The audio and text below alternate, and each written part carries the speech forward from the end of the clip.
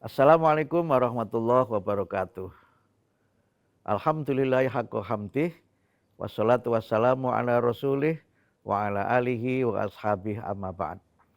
Pemirsa Jendela Ramadan, semoga semuanya dalam keadaan sehat walafiat dan tetap istiqomah menunaikan ibadah puasa Ramadan. Pada episode yang lalu sudah kita bahas beberapa landasan mengapa di dalam bulan Ramadan itu banyak sekali kita yang bersedekah. Pada episode kali ini kita lanjutkan mengapa banyak sekali bersedekah, karena kita ingin meniru Rasulullah Muhammad SAW. Dalam hadis disebutkan karena Rasulullah SAW ajwadun nas. Rasul Muhammad itu adalah manusia yang paling dermawan. Dan kedermawanan Rasulullah itu semakin meningkat di bulan Ramadan. Inilah yang menjadi referensi mengapa banyak umat Islam itu bersedekah di bulan Ramadan. Yang lainnya sebagian mengkaitkan dengan fadilah atau keutamaan orang yang memberi makan orang yang berbuka puasa. Ada hadis Nabi yang menyebutkan bahwa kalau orang itu memberi makan bagi orang yang berpuasa, maka pahalanya sama dengan mereka yang berpuasa.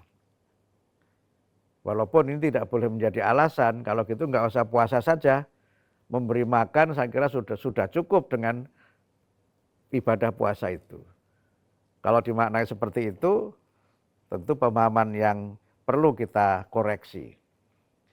Pemahamannya adalah bahwa kita ini harus memperbanyak sedekah, terutama kepada mereka yang berpuasa. Karena itu kemudian di Indonesia ini ada banyak sekali tradisi yang berkaitan dengan sedekah di bulan Ramadan. Misalnya ada banyak sekali kegiatan santunan, berbagai bentuk santunan.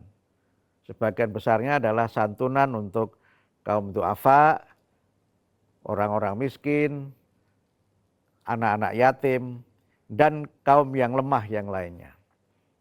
Sebagiannya berupa makanan siap saji. Tapi seringkali yang seperti ini banyak yang terbuang, mubadzir karena semua memberikannya berupa makanan. Kadang-kadang acara berbuka puasa bersama juga begitu. Makanannya berlebih sehingga seringkali terbuang. Tentu ini perlu menjadi bagian dari refleksi kita bersama-sama. Apakah sedekahnya harus berupa makanan? Tidakkah bisa dalam bentuk yang lain misalnya? Kemudian yang berikutnya, tentu saja banyak sekali kita melihat bahwa sedekah itu selalu berupa charity. Sesuatu yang kadang-kadang bersifat santunan yang dalam beberapa hal mungkin bukan sesuatu yang diperlukan oleh yang menerima itu. Itu lebih banyak dari sudut pandang mereka yang memberi daripada sudut pandang mereka yang menerima. Dari sinilah maka kita perlu melakukan ya semacam kritik sosial begitu atas berbagai tradisi yang ada.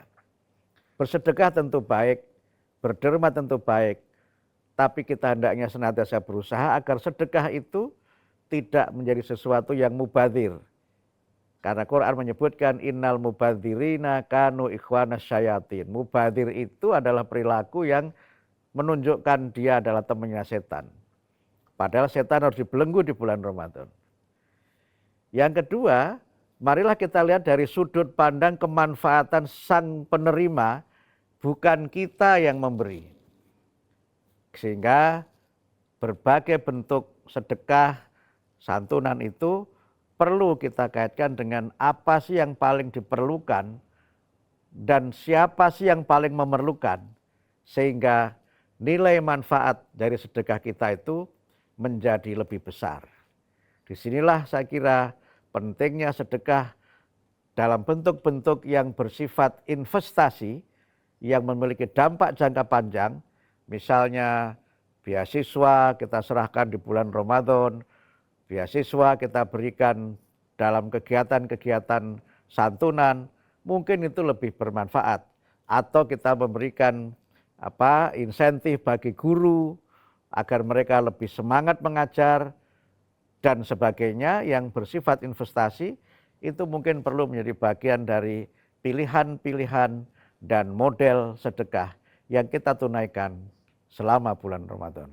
Semoga bermanfaat. Wassalamualaikum warahmatullahi wabarakatuh.